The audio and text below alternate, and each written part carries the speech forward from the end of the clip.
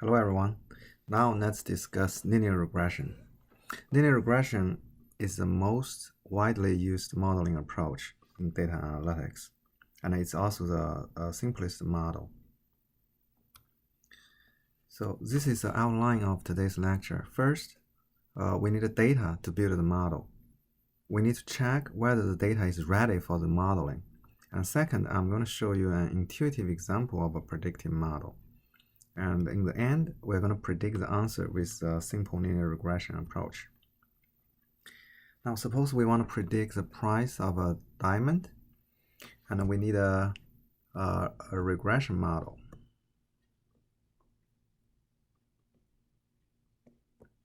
And inside this model, we need to define what will be our input, what will be the output of the model. So input can be different characteristics of the diamond. So what are the characteristics of the diamond? For example, the color, the cut, and also most importantly, the carat. Suppose here we only consider a simple linear regression model. We only consider the carats. And the output will be the price of the diamond. Suppose your grandmother has a 1.35 carat diamond. Now the question is, how much does it cost? Okay, now we need to connect some data. So in order to connect the data, we may have a notepad and a pen, and we can go into the jewelry store and check the carat of each diamond and its price. For example, for the first diamond, it's 1.01 carat. The price is $7,366. Now we can get the data for all the other diamonds, all the other diamonds in the store. Now we have a small data set. This is a data set we have. Now the question is, how is the quality of the data, right? How is the quality of the data? How to check the quality of the data? Now, better data make better analytics.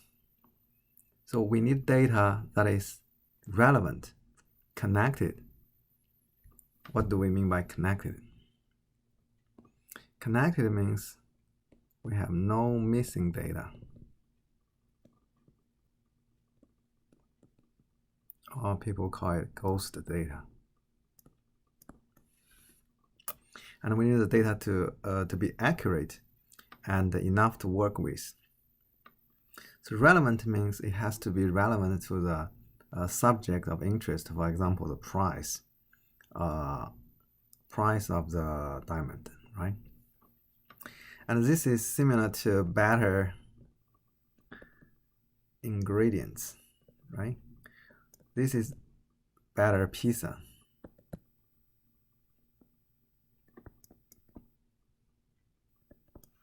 So data are the ingredients for the analytics. High quality, we need high quality raw materials, high quality data for the analytic modeling. That is what people often said, garbage in, garbage out. So if we have garbage data, we may not do a good analytics. But if we have high quality data, we will be able to build a high performance analytic model for the prediction as well. Now the first criteria is still data relevant. Suppose we have 7 people, okay,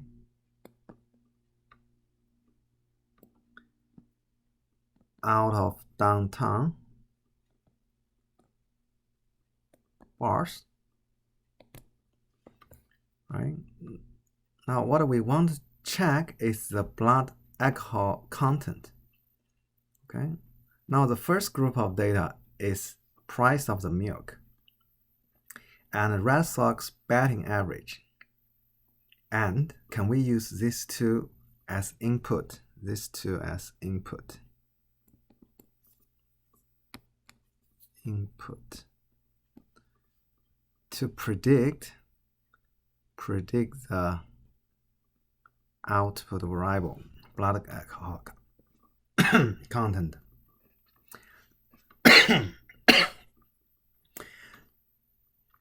First, the input data, they are legitimate data. They are accurate, but they are not relevant to our output variable. There is no obvious relationship.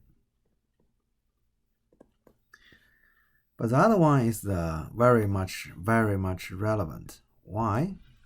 Because we have the body mass, okay?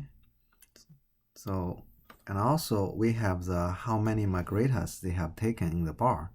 In this way, we will be able to build a good predictive model of the blood alcohol content. This is what we mean by relevant and irrelevant. The next one is about the missing data. Do we have missing data? So for example, in this one, we have many holes in the data set. So those are the holes, empties. They're empty. And they are like Swiss cheese. Swiss cheese. We know Swiss cheese. Swiss cheese means that too many holes inside the data.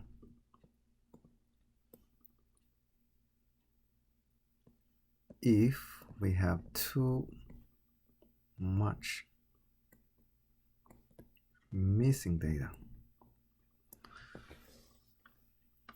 But in data modeling, we want the data to be complete. So data completeness. So we don't want holes or that is missing data. Okay, so if we have missing data, suppose this is x1, this is x2, this is y. So if we are going to use x1 and x2 to predict y, if we have some empty inputs, we will not be able to predict y. But if we have complete data, we will be able to either build a good model or use the x to predict my y, that is, use the input to predict the output. So the next one is the data accurate. So data accurate is actually related to the data integrity. So how honest your data is. So this one, for example, over here, this is the precise. The measurement is very accurate, close to my target, and accurate. However, this one is spread, widely spread around my target. So we have high variability. So this is imprecise, but it is accurate, but it is imprecise. But for this one, this one is precise. Precise, no variability, but it is not accurate. And this one is not accurate because the target is over here. It is not accurate, and this one is also imprecise. with inaccurate. So this one is imprecise, inaccurate, with high variability. So what we want is that the data is precise and accurate. We don't want inaccurate data. We don't want imprecise and inaccurate data. We don't want accurate data, but it's not precise. Okay? We want the data to be precise and accurate. So do we have enough data to work with? So this is a painting, right? If we only have data up to this point, the resolution is not high enough. This figure is pretty fuzzy, and question is, what is this? We cannot recognize any subject in the painting, right? It's very hard to tell. But if we have a little bit more data, right, barely enough data, the image is getting a little sharper, and we can see there is a waterway, there is a boat in the middle, and a building on the sides, and maybe this is a sunset. Okay, this may be a good place for the vacation, right? But we don't have detailed information yet. Now, if we have enough data, so this is we can make better decisions. Better decisions. So what kind of decisions? So there are 3 buildings on the left. So this building 1, building 2, building 3, right? And we found maybe the middle one is pretty nice, and the 3rd floor, right? We may want to spend the vacation over there, right, close to the waterway. So this means if we have enough data, we will be able to build better analytical models and make better decisions. Now let's ask a sharp question. Go back to the diamond prediction, price prediction problem. So grandma has a 1.35 carat diamond. So the question is, how much will a 1.35 carat diamond cost? So you may note the data we connected, our list of data. Our list does not include a 1.35 carat diamond. A 1.35 carat diamond. Now what do? We need to do the model and then predict how much a 1.35 carat diamond cost. So the first step in data analytics is to plot the data. Plot the existing data. So this is also called visualization. So in visualization, what is important is we need to define the x-axis. X-axis is the carats. So that is this column. Y-axis is the price. The unit is dollars.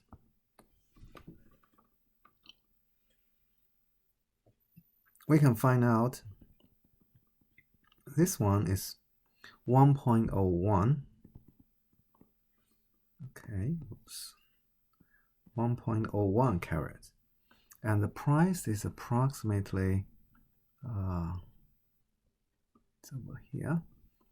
So that's $7,366. And over here, then this is the first point. This is the first one, x1 and y1. And we find this dot, and we can continue to plot the second point. And over here, we will have a bunch of dots. A bunch.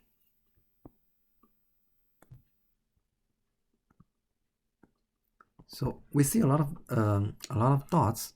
So what does each dot represent? So here, each dot is for a diamond. Okay, each dot is a diamond. The x-axis is the carat. Y-axis is the price. Okay. Now, the next step, this is the visualization. We visualize all the diamonds on the plot, and this plot is called scatter plot. And we have the x-axis to be the carats and y-axis to be the price. Now we found there are some patterns of the data. The next step is to do the modeling. Okay, and we found this group of dots actually form a linear pattern. Now what we are going to do the model is to observe this linear trend, and this is our model. Okay. Now where is it? It's over here. Now the x-axis is the carats and y-axis still.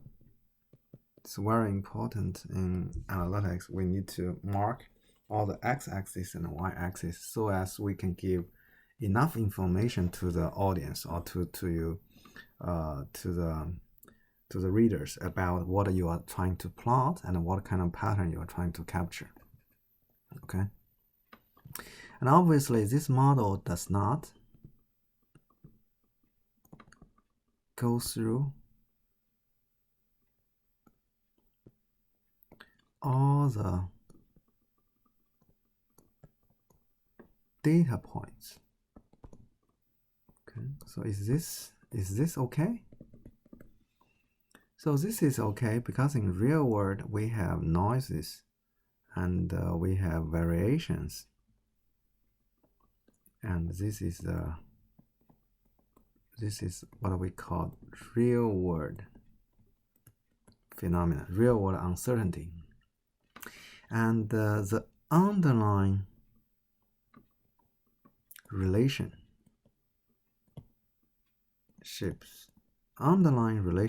is linear. So what we want to capture is the underlying relationship. Okay, this line, we want to find the line that is as close to every point as possible. So this is a discrepancy. We want to minimize the line, the distance of the line to every point. That will be the best model. Now we have this model, and we want to predict. Now it's time for us to make a prediction.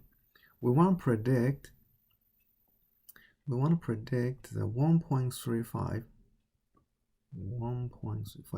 suppose 1.35 carat is over here, and we want to predict approximately how much it will worth. Approximately it is $10,000. This is carats and this is price, dollars. Now what we are trying to do is to use the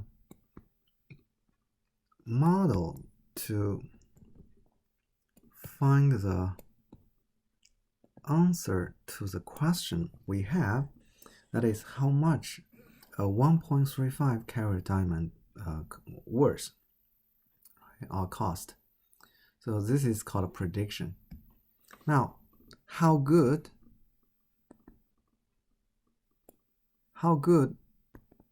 is this prediction? Now the question is, how good is this prediction? Now what we need is, suppose we have an envelope. Right here we have an envelope which can Let me use highlighter. So this is my envelope, the upper bound and lower bound. So this is the area which can cover most of the data points above and below my model. And this will give me this envelope include most of the dots. Actually gives me the confidence interval. Let me change it. So over here, oh, I didn't change it back. Pen. Over here,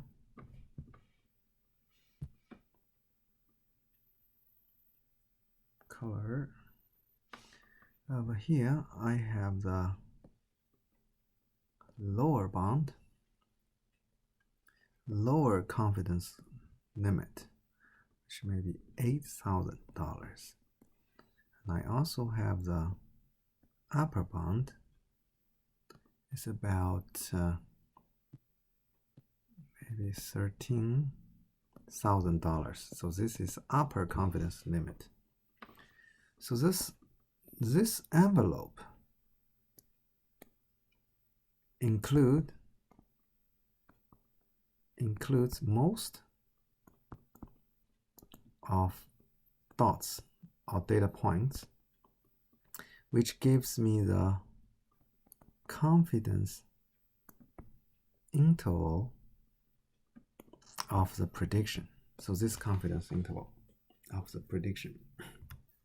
So what we have accomplished so far, we asked a question we could answer with the data.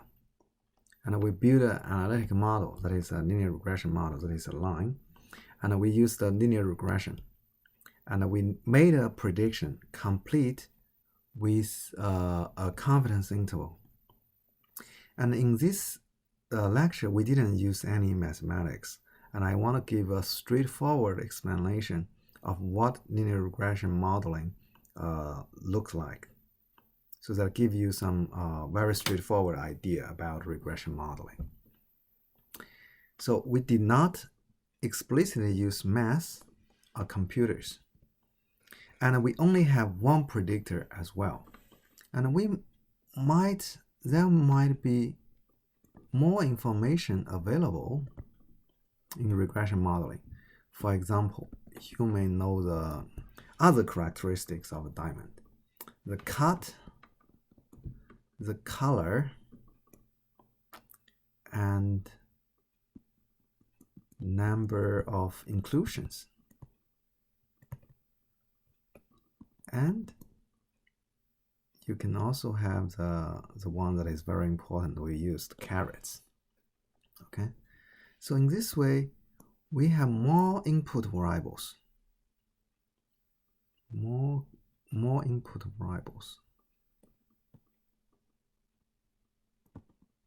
variables. And this means that in the data we have more columns.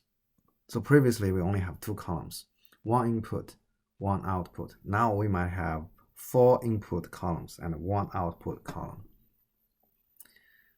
So this is the data will change and maybe become more complex. So in this way, we will need to use math to help us find the model. And that is what we call multiple linear regression. Okay. And also, in the data set we just discussed, we only have a handful of diamonds.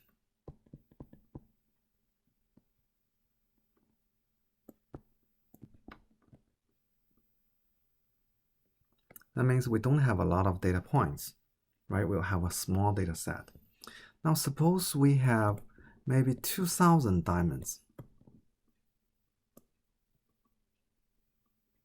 or 2 million data points. So this is what we call big data. So if we have the data size getting big, then we will need to use computer. We cannot use hand to solve this problem. We will need to use computer to help us do the modeling. and identify the best linear regression model that is aligned, that can fit into all the data points.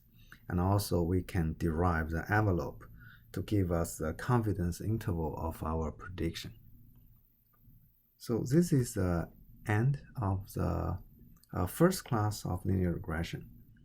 So please read the chapter 3 of the textbook, that is Introduction to Statistical Learning.